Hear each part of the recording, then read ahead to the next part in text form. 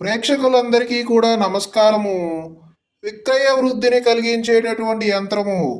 చూడండి ఇక్కడ ఈ యంత్రమును దీపావళి నాటి రాత్రి ఒక పలచటి రాగి రేకుపై వ్రాసి ధూపదీప నైవేద్యములు ఇచ్చి పూజించి వ్యాపార స్థలము యొక్క సింహద్వారమునకు కట్టిన ఎడల ప్రతిరోజు వ్యాపారం వృద్ధి కలిగి అధికముగా లాభము వచ్చుచుండును.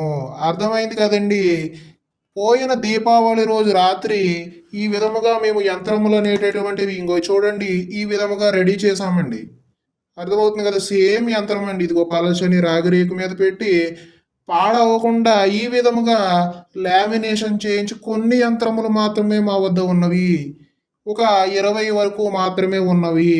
ఎవరైతే అదృష్టవంతులు ఉన్నారో, ఎవరైతే వారి వ్యాపారం వృద్ధి చెందాలని అనుకుంటున్నారో వారు సంప్రదించినట్లయితే పైగా వారి గోత్రనామములతో మళ్ళీ పూజించి 3 రోజుల తర్వాత మీకు కొరియర్ ద్వారా పంపించే ప్రయత్నము చేస్తాము.